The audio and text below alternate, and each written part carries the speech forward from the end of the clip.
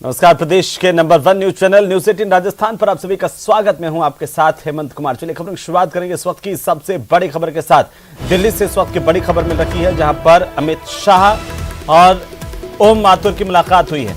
अमित शाह ने ओम प्रकाश माथुर से मुलाकात की। केंद्रीय गृह मंत्री अमित शाह की मुलाकात ओम माथुर से हुई है।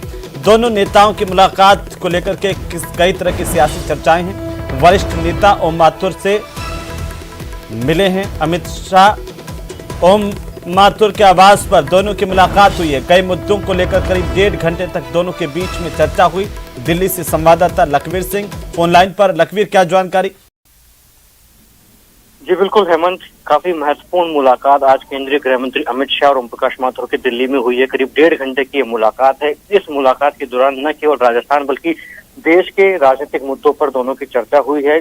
क्योंकि ओम माथुर लगातार स्वास्थ्य लाभ ले रहे हैं और अब क्योंकि उन्हें पार्टी द्वारा बड़ी जिम्मेदारी छत्तीसगढ़ में प्रभारी बनाकर पार्टी ने दी है, तो उस लिहाज से भी अमित शाह की उनसे मंत्रणा हुई है कि आखिरकार पार्टी में, क्योंकि 1 साल बाद पार्टी को चुनावी मोड में छत्तीसगढ़ में जाना है, तो किस प्रकार की तैयारियां की जाए और पार्टी भारतीय जनता पार्टी का कमल कैसे फहराए, इसकी रणनीति को लेकर दोनों के बीच चर्चा हुई है। तो वहीं ओम प्रकाश माथुर चूंकि राजस्थान में भारतीय जनता पार्टी के प्रदेश अध्यक्ष रहे हैं, संगठन महामंत्री रहे हैं और वहां से ताल्लुकात रखते हैं, तो राजस्थान में बीजेपी को कैसे मजबूत किया जाए, कैसे पार्टी को एक जाजम पर लाकर खड़ा किया जाए, ये पार्टी का सबसे पहला और मुख्य उद्देश्य है। इसको लेकर दोनों नेताओं ने बातचीत की। क्योंकि दोनों नेता राजनीति के माहिर खिलाड़ी माने जाते हैं और राष्ट्रीय बीजेपी की राजनीति में दोनों का एक महत्वपूर्ण कद है।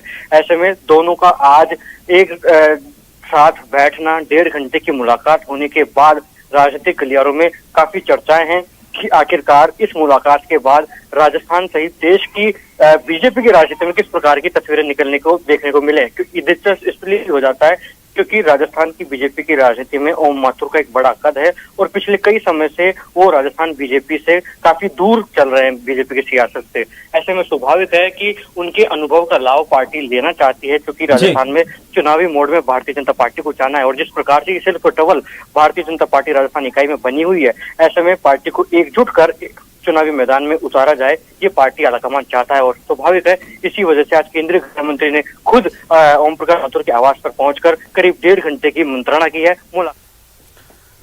बिल्कुल, बहुत शुक्रिया लखवीर तमाम जानकारी के लिए। तो ओम प्रकाश माथुर और गृह मंत्री अमित शाह की मुलाकात हुई है। इस मुलाकात के राजनीतिक गलियारों में कई मायने निकाले जा रहे हैं आगामी दिनों में राज्यों के चुनाव को लेकर के भी। तो चलिए आगे बढ़ेंगे। भाजपा के प्रदेश अध्यक्ष सतीश पूनिया बुधवार को विधायक भंवरलाल शर्मा को श्रद्धांजलि देने के लिए सरदार शहर पहुंचे। इस दौरान भाजपा कार्यकर्ताओं ने इच्छापूर्ण बालाजी के पास पूनिया का स्वागत किया। पूनिया ने बीजेपी कार्यकर्ताओं के साथ मुलाकात की। वहीं पत्रकारों के साथ बातचीत करते हुए सतीश पूनिया ने कांग्रेस पर जमकर निशाना साधा। भाजपा प्रदेशाध्यक्ष सतीश पूनिया ने कहा कि कांग्रेस अब बिखराव की ओर है। 2018 में राजभवन में जो मुख्यमंत्री की कुर्सी का झगड़ा शुरू हुआ था, वो लगातार जारी है। उसका समाधान कांग्रेस आलाकमान आज तक नहीं कर पाए। तकलीफ यह है कि उनके झगड़े के कारण इसका असर राजस्थान के शासन पर पड़ा है, राजस्थान की जनता पर पड़ा है, राजस्थान का विकास रुका। सतीश पूनिया ने कहा कि इससे प्रदेश में भ्रष्टाचार बढ़ा, प्रदेश में बेरोजगारी बढ़ गई है, आम लोग परेशान हैं। जो 4 वर्ष पहले 2018 में राजभवन में मुख्यमंत्रियों का झगड़ा शुरू हुआ था, उसका समाधान कांग्रेस की आलाकमान आज तक नहीं कर पाई।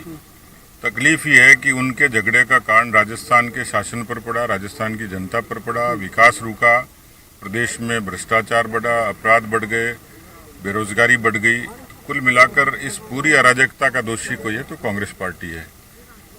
अब आगे क्या होगा, क्योंकि राजनीति में बहुत सारी चीजें स्थायी नहीं होती हैं। ये जो कांग्रेस का बिखराव है किसी दिशा में जा सकता है। इस्तीफा कह रहे हैं कांग्रेस, इस प्रकार से इस्तीफा दे रखा है विधायकों ने। कांग्रेस में तो किस्सा कुर्सी का है, इस्तीफा भी खेल रहे हैं, लेकिन इस सारे प्रकरण का कांग्रेस लूजर है और मुझे लगता है अल्टीमेटली जनता गेनर होगी। तो वहीं करीब 22 साल बाद कांग्रेस के राष्ट्रीय अध्यक्ष के चुनाव को लेकर के मतदान होने जा रहा है। अध्यक्ष पद के चुनाव को लेकर कांग्रेस के नेता मल्लिकार्जुन खड़गे और शशि थरूर मैदान में हैं। देश में चुनाव को लेकर 17 अक्टूबर को मतदान होगा। राजस्थान में भी पीसीसी में वोटिंग करवाई जाएगी। इसी के मद्देनजर पीआरओ राजेंद्र कुंपावत जयपुर पहुंच रहे हैं। आपको बता दें कि पीसीसी के करीब 413 सदस्य हैं जो मतदान करेंगे। इसे लेकर सभी को आई कार्ड जारी किए जा चुके हैं। यहां मतदान बैलेट पेपर से करवाया जाएगा। इससे पहले साल 2000 में पीसीसी में मतदान हुआ था। उस वक्त सोनिया गांधी को जितेंद्र प्रसाद ने चुनौती दी थी, लेकिन उस चुनाव में सोनिया गांधी ने एकतरफा जीत हासिल की थी।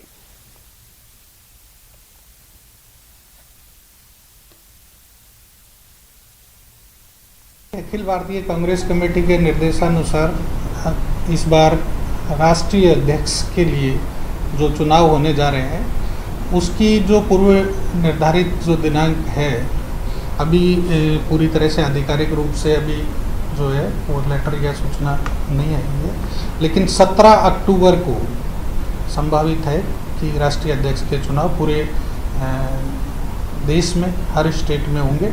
और राजस्थान में भी जो पीसीसी मेंबर है और 414 लोग जो है वो अपने मतदान का उपयोग करते हुए और राष्ट्रीय अध्यक्ष के चुनाव में भाग लेंगे। करीब 22 साल बाद एक बार फिर से कांग्रेस का राष्ट्रीय अध्यक्ष चुनने के लिए पीसीसी के सदस्य मतदान करेंगे। इससे पहले सन 2000 में जब जितेंद्र प्रसाद ने सोनिया गांधी को चुनौती दी थी तो पीसीसी में मतदान हुआ था और अब एक बार फिर से 22 साल बाद कांग्रेस के पीसीसी सदस्य मल्लिकार्जुन खड़गे और शशि थरूर के बीच चुनाव को लेकर मतदान करेंगे। कैमरा पर्सन दिलीप चेची के साथ सचिन कुमार, न्यूज़ 18 जयपुर। तो वहीं सरदार शहर से विधायक भंवरलाल शर्मा को श्रद्धांजलि अर्पित करने के लिए बुधवार को भी नेताओं का जमावड़ा लगातार देखने को मिला। सरदार शहर स्थित स्वर्गीय विधायक के आवास पर कई नेता पहुंचे, जिनमें पूर्व पीसीसी चीफ सचिन पायलट, विधानसभा अध्यक्ष सीपी जोशी, बीजेपी के प्रदेशाध्यक्ष सतीश पूनिया, मंत्री लालचंद कटारिया, उदयलाल आंजना ने सरदार शहर पहुंचकर के भंवरलाल शर्मा को श्रद्धांजलि दी। अपनी साफगोई के लिए मशहूर भंवरलाल शर्मा को लेकर सभी नेताओं ने अपनी राय व्यक्त की। विधानसभा अध्यक्ष सीपी जोशी ने इस दौरान कहा कि विधायक भंवरलाल जनता से जुड़े हुए नेता थे। वहीं सचिन पायलट ने कहा कि लोकप्रिय विधायक भंवरलाल जमीन से जुड़े नेता थे। बातों में खरी खरी बात कह देना उन्हें आता था। बीजेपी के प्रदेशाध्यक्ष सतीश पूनिया ने भी श्रद्धांजलि देते हुए मरुधरा का बड़ा नेता भंवरलाल शर्मा को बताया।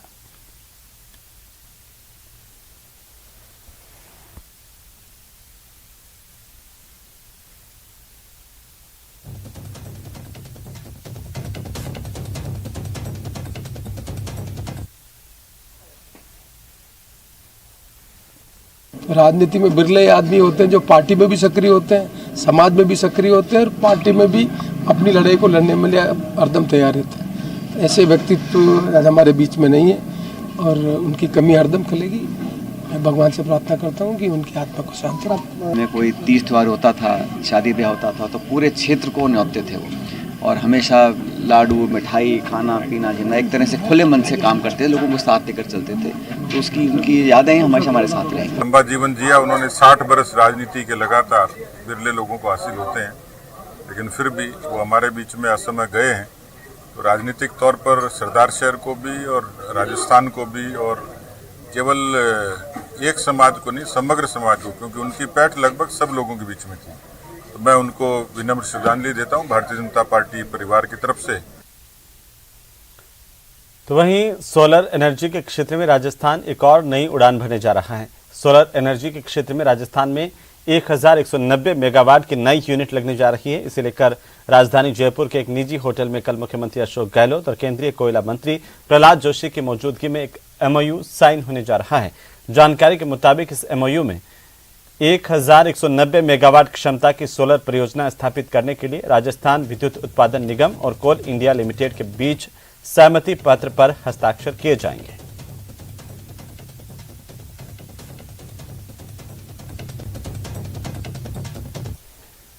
तो वहीं 26वां राज्य स्तरीय भामाशाह और प्रेरक सम्मान समारोह राजधानी जयपुर में आयोजित किया गया। स्कूल शिक्षा विभाग की ओर से आयोजित इस समारोह में शिक्षा मंत्री डॉक्टर बीडी कल्ला मुख्य अतिथि रहे। समारोह में विद्यालयों और शिक्षण संस्थानों के शैक्षिक, सहशैक्षिक और भौतिक विकास के लिए सहयोग करने वाले भामाशाहों को सम्मानित किया गया।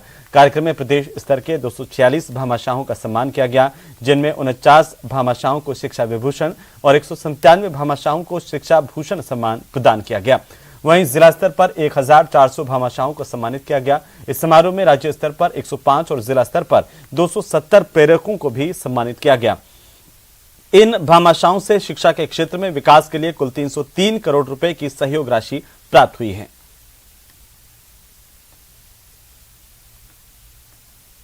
जो व्यक्ति अपने गांव में, अपने शहर में अथवा जहाँ कहीं भी राजस्थान में शिक्षा के विकास के लिए कक्षों का निर्माण, स्कूल भवन का निर्माण, लेबोरेटरी, वाचनालय, पुस्तकालय अथवा वहाँ सुविधाओं का विस्तार करता है, तो ऐसे व्यक्तियों को हम भामाशाह अवार्ड प्रत्येक वर्ष देते आए हैं।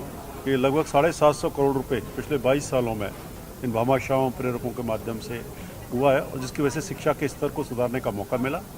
और ये इस बात का इंगित करता है कि इंडिया में राजस्थान जो टॉप जो 2 राज्य हैं, कह लीजिए चंडीगढ़ यूनियन टेरिटरी है, चंडीगढ़ के बाद राजस्थान का नंबर आ रहा है। शिक्षा के डिफरेंट जो पैरामीटर्स हैं डेवलपमेंट के, उसमें नंबर 2 जो राजस्थान है। तो वहीं अलवर में सेल्स टैक्स की टीम ने जीएसटी चोरी को लेकर के 3 इलेक्ट्रिकल शॉप में छापेमारी की है। इस बस स्टैंड के पास नवकार इलेक्ट्रिकल के यहां पर कई घंटों से कार्रवाई चली। इसके अलावा अनिल इलेक्ट्रिकल और सुप्रीम इलेक्ट्रिकल पर भी जीएसटी सर्वे की कार्रवाई की गई है। टीम दुकानों के बिल और कंप्यूटर में मौजूद बिलों के साथ ही टैक्स चोरी का रिकॉर्ड खंगालने में जुटी है। छापे में लाखों की टैक्स चोरी के खुलासे की उम्मीद है।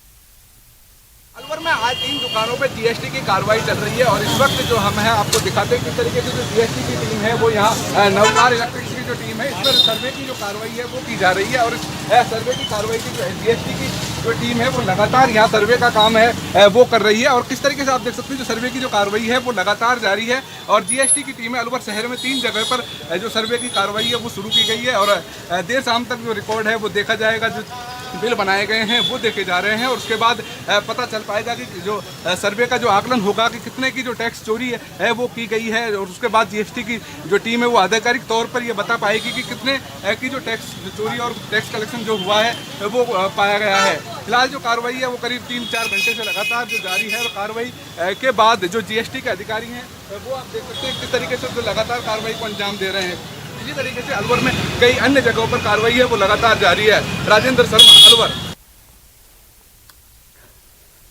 तो वहीं दीपावली के मौके पर जयपुर शहर के सभी बाजारों में विशेष सजावट की जाती है। इस बार इस सजावट को लेकर नगर निगम की ओर से व्यापारियों को विज्ञापन में छूट दी जाएगी। दीपावली से पहले नगर निगम की मेयर शीलधा बाई और आयुक्त महेंद्र सोनी ने जयपुर शहर के व्यापारियों के साथ चर्चा की और कई बड़ी घोषणाएं की हैं। नगर निगम ग्रेटर की ओर से अपने स्तर पर अच्छी सजावट करने वाले बाजारों को पुरस्कृत करने का भी ऐलान किया गया है। साथ में व्यापारियों को दीपावली पर सामूहिक सजावट में 7 दिन के लिए विज्ञापन छूट का तोहफा भी दिया गया।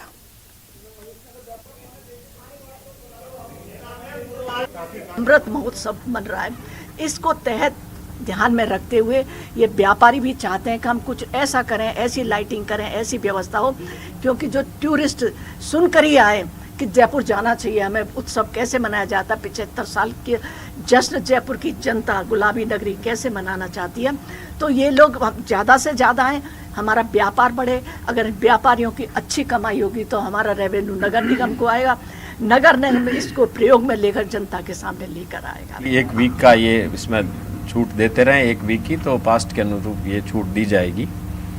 बाकी हमने इनसे और क्या हमसे अपेक्षा कर रहे हैं जानकारी कर ली है, और अच्छा है, इससे हमें फीडबैक मिला, हम उसके अकॉर्डिंगली कार्रवाई भी करेंगे।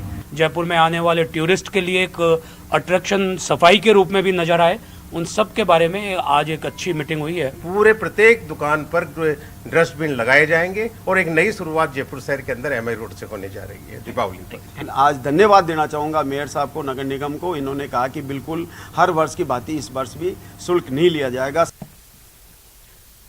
तो चलिए आगे बढ़ेंगे। बूंदी में नगर परिषद प्रशासन के उदासीन रवैये की वजह से सड़कों की हालत खराब है। इन सड़कों की हालत खराब को लेकर के यहां के लोगों ने बूंदी बंद का ऐलान कर दिया था। हालांकि जिला कलेक्टर के आश्वासन के बाद बूंदी बंद का फैसला टाल दिया गया था। जिला कलेक्टर के आश्वासन के बाद यह मामला शांत तो हो गया, लेकिन इस मुद्दे को लेकर बीजेपी और कांग्रेस के बीच सियासी संग्राम शुरू हो गया है। बीजेपी जहां इस मामले को लेकर कांग्रेस सरकार पर हमले कर रही है, वहीं कांग्रेस इसे लेकर बीजेपी पर ही हमलावर है।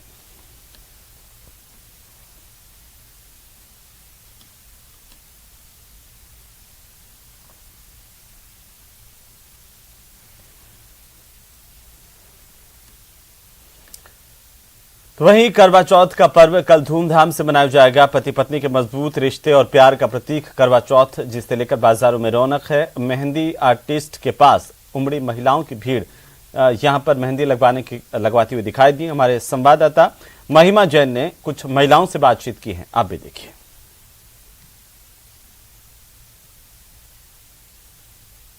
करवा चौथ का व्रत महिलाओं के लिए बेहद खास माना जाता है। ऐसे में कल प्रदेश की महिलाएं अपने पति की लंबी उम्र की कामना करेंगी और चांद देखकर अपना व्रत खोलेंगी। और इसी सिलसिले को लेकर मैं मौजूद हूं आज जयपुर शहर में, जहां महिलाएं कल की तैयारियों को लेकर आज बाजारों में हैं, मेहंदियां लगवा रही है और अपने पति का नाम अपनी हथेली पर सजा रही है। वहीं आज कुछ न्यूली वेड कपल्स भी मेरे साथ मौजूद है, जिनकी पहली करवा चौथ है, तो उनसे हम जानेंगे कि क्या कुछ एक्साइटमेंट इस बार उनका है।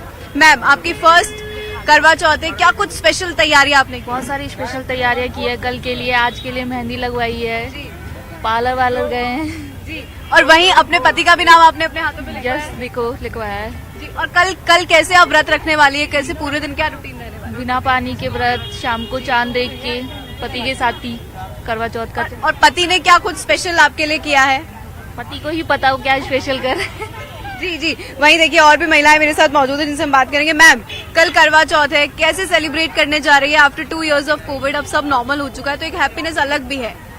जी, एक्चुअली बहुत ज़्यादा एक्साइटमेंट है और आई थिंक कोविड के बाद ये हमारी पहली है कि हम लोग सारी महिलाओं का गेट टुगेदर होगा। So it's a good occasion कि एक्चुअली हम लोग को भी सजने का मौका मिल जाता है और सारे सब गेट टुगेदर होगा, तो डेफिनेटली एक अच्छा प्रोग्राम होगा इस बार। तो वी आर होपिंग। देखिए भाई, यहाँ पे हमारे साथ मैम भी मौजूद है। मैम, कल कैसे व्रत पूजा करने वाली है आप अपने पति के लिए और लंबी उम्र की कामना आप करने जा रही है? सारी की सारी जो लेडीज हैं वो एक ही जगह पे पूजा करने वाली हैं इकट्ठी होके, और कल ऑफिस से ऑफ ले रखा है, तो काफी एक्साइटमेंट रहेगा। दिन भर फेस्टिवल वाला ही माहौल रहेगा, कहानी भी सुनेंगे और बाकी चीजें भी गेट टुगेदर हो जाएगी। देखिए वही महिलाओं का कहना है कि हम काफी एक्साइटेड है, क्योंकि 2 साल बाद गेट टुगेदर होगा और तमाम तरीके की तैयारियां हमारी ओर से पूरी कर ली गई है। करवे खरीद लिए गए हैं जिससे हम पूजा करने वाले हैं और कल अपने चांद के सामने चांद को देखकर ही जो है व्रत खोला जाएगा। इसी के साथ मैं महिमा जैन, कैमरामैन भवानी सिंह के साथ न्यूज 18 राजस्थान, जयपुर। तो वहीं प्रदेश में जिंदगी पर रफ्तार भारी पड़ी है। 4 अलग अलग हादसों में 10 लोगों को अपनी जान से हाथ धोना पड़ा, जबकि कईयों की हालत गंभीर बनी हुई है। इनका इलाज अस्पताल में चल रहा है। आपकी टीवी स्क्रीन पर इस रफ्तार के कहर की अलग अलग 4 तस्वीरें हैं। ये तस्वीरें बीकानेर, झुंझुनू, टोंक और कोटा की, जहां पर बड़े हादसे हुए हैं। इन सड़क हादसों में कई लोगों को जान गंवानी पड़ी है। 10 लोगों की मौत प्रदेश भर में सड़क हादसों में हुई है। एक ही दिन के ये आंकड़े हैं। और फिलहाल हम आपको बता दें कि अलग अलग जगहों पर बीकानेर, झुंझुनू, टोंक में 3 लोगों की मौत हुई है। और साथ ही साथ कोटा की अगर हम बात करें, कोटा में 2 लोगों की जान सड़क हादसों में गई है। इस तरह से कुल मिलाकर के 10 लोगों की जान प्रदेश भर में एक दिन में मौत हुई है। तो वहीं बाड़मेर शहर के पालिका बाजार में उस वक्त हड़कंप मच गया जब कॉपीराइट की जांच के लिए एक टीम पुलिस ज़ाब्ते के साथ वहां पर पहुंची और दुकानों में डुप्लीकेट सामान की जांच करने लगी। इस दौरान व्यापारियों ने कंपनी के कर्मचारियों से कागज मांगे और कर्मचारी और व्यापारियों के बीच में तू-तू में हुई। इस पर व्यापारियों और कंपनी के कर्मचारियों के बीच विवाद बढ़ गया। देखते ही देखते यह हंगामा बढ़ने लगा। इस मामले को बढ़ता देखकर अतिरिक्त पुलिस ज़ाब्ता मौके पर पहुंचा और समझा बुझाकर मामला शांत करवाया।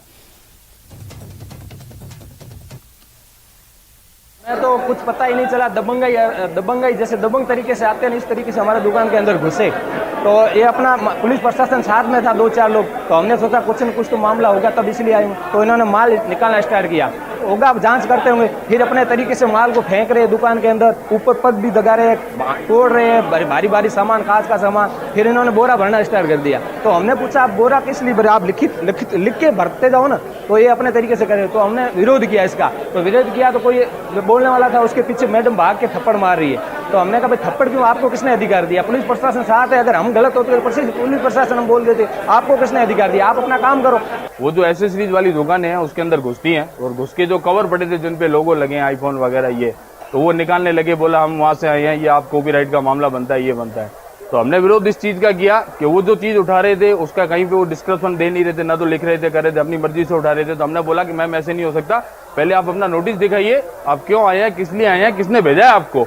उन्होंने कहा कि हमारी कंपनी के लोगो लगा करके कुछ लोग सामान मार्केट में बेच रहे हैं, जिस पर तलाशी के लिए मैंने थाने से एक टीम भेजी थी कि वे उनके सहयोग के लिए जाएं और अगर कोई माल मिलता है तो अपन नियमानुसार कार्रवाई करेंगे। ये लोग गए थे वहाँ, जैसे ये लोग गए किसी दुकान पर तो लोगों ने इसका विरोध किया और विरोध करके पालिका मार्केट के सभी लोग इकट्ठे हो गए और फिर हम लोग जाब्ते के साथ गए थे वहाँ और समझाइश करके इनको लेके आए और अभी पालिका बाजार वालों को भी समझा दिया कि भाई किसी भी कंपनी के लोगों का कोई सामान नहीं बेचें और इधर कंपनी वालों को कह दिया ये जैसी भी रिपोर्ट देंगे उसके मुताबिक कार्रवाई की जाएगी। तो वहीं राजसमंद के नाथद्वारा में श्रीनाथ जी मंदिर के अंदर का एक वीडियो इन दिनों सोशल मीडिया पर वायरल हो रहा है और इस मंदिर के अंदर तस्वीरें लेने, वीडियो बनाने पर हालांकि प्रतिबंध है। न्यूज़ 18 राजस्थान ऐसे किसी भी वायरल वीडियो की पुष्टि नहीं करता है। अब सवाल ये उठाए जा रहे हैं कि वीडियो किसने क्यों बनाया और क्यों वायरल किया गया। सोशल मीडिया पर वायरल वीडियो कथित तौर पर जिसमें ERT कमांडो पूजा करते हुए दिखाई दे रहे हैं और यहां पर इस वीडियो को लेकर के बवाल मच गया है और अब मंदिर प्रबंधन की ओर से दोषी शख्स के खिलाफ जांच की और कार्रवाई की मांग की जा रही है। पूरा इंक्वायरी करके किस किस स्तर पे इसके लैप्सेज हुए हैं, हमारे अगर सिक्योरिटी टीम श्रीनाथ गार्ड से कोई लैप्स हुआ तो उसके खिलाफ हम डिसिप्लिनरी एक्शन लेंगे और हमको आइडेंटिफाई पर्सन हो जाएगा जिसने ये किया है तो उसके विभाग को भी ये लिखेंगे कि हमारे ये सब चीज़ें बताने के बाद भी किसी ने ये काम किया है तो वो हमारे लिए गैर कानूनी भी है और अनैतिक भी है। उनसे उनके पास जो हथियार वगैरह और भी मतलब कारतूस वगैरह जो भी थे, एमिनेशन हथियार सभी हमने जमा करवा दिए। वहाँ मोबाइल फ़ोन के लिए भी बोल दिए, जूते मोजे बोल दिए। उसके बाद हम उस टीम को, पुलिस की स्टाफ भी साथ था हमारे, उस टीम को हम लेके गए, पूरे मंदिर का उनको अवलोकन करवाया। और इसी के साथ ही बुलेटिन फिलहाल इतना ही। नमस्कार।